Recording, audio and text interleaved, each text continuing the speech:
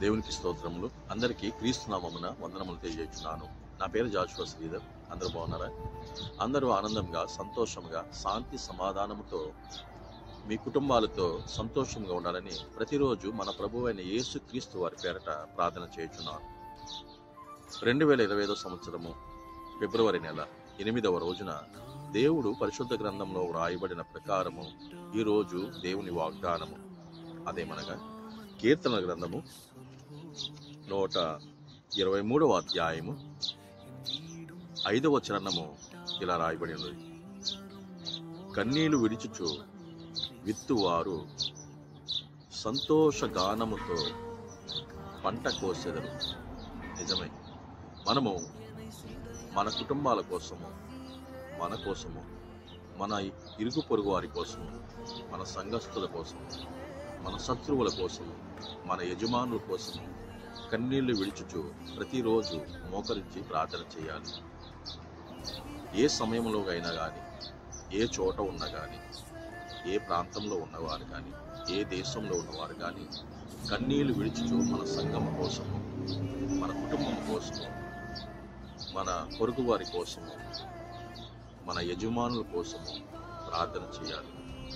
అటువంటి ప్రార్థన మనం చేసినట్లయితే మన పరలోక రాజ్యంలో చేరటానికి సులువైన మార్గం. దేవుని వాక్యము తెలియజేయుచున్నది. కన్నీళ్లు విడిచుచు విత్తువారు సంతోషగానముతో పంట కోసెదరు అన్నారు. పంట అనగా మనం నాటుకునే వరి చేనులు కాదు. పంట అనగా మనం నాటుకునే పండ్లు చెట్లను కాదు. ఈ దేహం అనే శరీరంలో ఉన్న ఆత్మ, ఈ ఆత్మను మనము సంతోషగానముతో ఈ పంటను మనం కోసినట్లయితే దేవుని కొరకు కొయ్యాలి.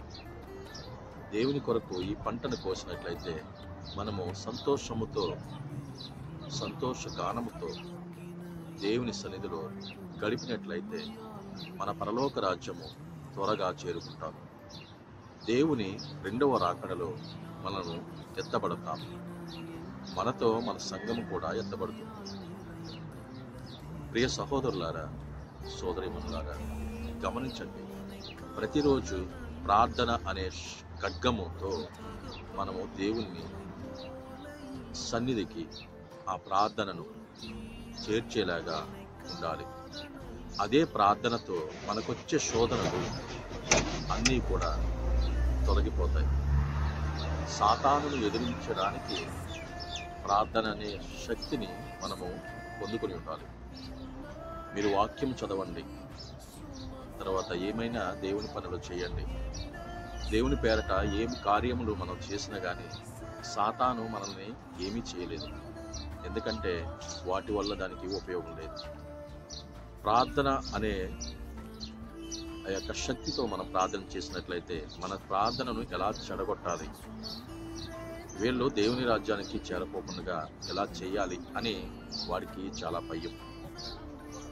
సాతానుకి ప్రార్థన అనగా చాలా భయం.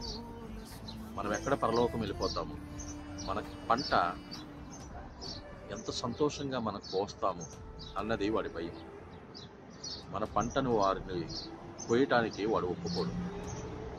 దేవుని పేరట ప్రార్థన చేయడానికి కానీ, సంతోష గానంతో పంట కోసెదరు అని అన్నారు కదా, ఆ పంటను కోయడానికి వాడు ఒప్పుకోడు. దేవుడు అంటేనే ఒప్పుకోడు వాడు. అలాంటిది మనము దేవుని పేరట ఈ సంతోషకముతో ఈ పంటను కోసినట్లయితే మనము సుఖ సంతోషాలతో ఎన్ని బాధలున్నా కానీ, ఎన్ని శోధనలున్నా కానీ వాటన్నిటిని మనం జయిస్తాము. ప్రియ సహోదరులారా, సోదరీమణులారా, మీ అవసరముల కోసం, మీ కుటుంబం కోసము, మీ సంఘాల కోసము ప్రార్థన చేయండి. ప్రతి ఉదయము, ప్రతి సాయంత్రము, ప్రతి మధ్యాహ్నము కూడా, పండుకునే వరకు కూడా మనము ప్రతి విషయంలో ప్రార్థన చేసినట్లయితే మన శరీరం అనే ఈ పంట మనము కోయటానికి దేవుడు మనకు అవకాశం ఇస్తాడు. ఇంతటితో ఈ పరిశుద్ధ వాక్యము తండ్రి దీవించునుగాక. ప్రార్థన చేసుకుందాం. గల్ఫ్లో ఉంటున్న సోదరిమణులు, సోదరులు ప్రార్థన అవసరతను కోరి ఉన్నారు. బ్రదర్ నరసాపురం వాస్తవ్యులు, ఆ బ్రదరు నూతన గృహము మార్చిలో కట్టుకోవాలని ఇక ఆలోచనలో ఉన్నారు. అలాగే కుమారి గారు అనే ఒక సోదరి కూడా, రత్నకుమారి గారు, ఆ బిడ్డ కూడా ప్రార్థన అవసరతను అడిగి ఉన్నారు. వారి కోసం ప్రార్థన చేయుచున్నారు. నాతో ఏకీభవించగలరని నా ప్రార్థన. భూమిని ఆకాశమును సృజించిన సర్వశక్తి గల తండ్రి అయిన దేవాది దేవునికి వందనములు. దినదినము దినదినము దినదినము సంవత్సరము సంవత్సరము మమ్మలను కాచి కాపాడుతున్నందుకు మీకు స్తోత్రములు. ప్రభువా, గడిచిన దినములో సజీవంగా మమ్మల్ని ఉంచి ఈ దినమున సజీవంగా తిరిగి మీ సన్నిధిలో ప్రార్థించడానికి మరొక దినమును మాకు ఇచ్చినందుకు మీకు స్తోత్రములు. ఎంతమంది అయితే ఈ వాక్యాన్ని వీక్షిస్తున్నారో, చూస్తున్నారో, వింటున్నారో అందరికీ ఆరోగ్యమును, సంతోషమును, సుఖ సంతోషాలను, వారి కుటుంబాలలో బాధలను తొలగించి వారికి ఆరోగ్యమును దయచేయండి. ప్రభువా, వారు చేయుచున్న పనులలో, వారు చేయుచున్న ఉద్యోగాలలో, వారు చేయుచున్న ప్రతి ఒక్క చిన్న పనిలో మీరు తోడుగా ఉండండి.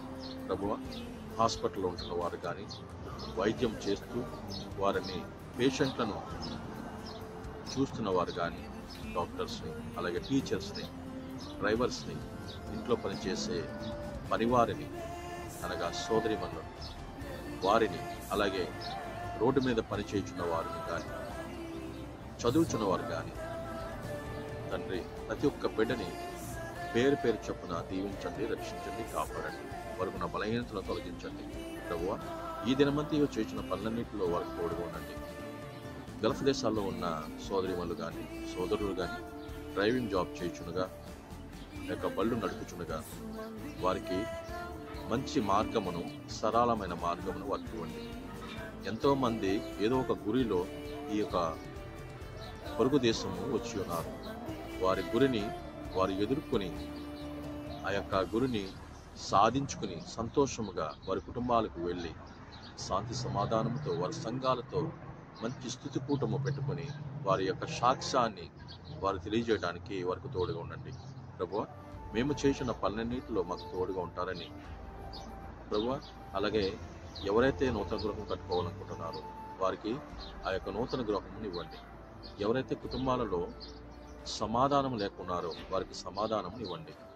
ఎవరైతే అనారోగ్యంతో ఉన్నారో వారికి ఆరోగ్యం ఇవ్వండి. ప్రభువా, మేము చేర్చిన ఈ దేశాలలో మాకు తోడుగా ఉంటారని, మాకు అండగా మా కాపుదలతో ఉంటారని, మీ కాపుదలలో మీ రెక్కల నీడలో మేము ఉండడానికి మాకు అటువంటి అర్హతను మాకు దయచేస్తారని, త్వరలో రానై ఉన్న మా ప్రభువును మీ ప్రియ కుమారుడైన యేసు క్రీస్తు వారి పేరట ఈ ప్రార్థనను మీ పాద సన్నిధికి చేర్చుకున్నాం తండ్రి. ఆమేన్. అందరికీ క్రీస్తు నామములో మరొకసారి వందనాలు తెలియజేస్తున్నాను.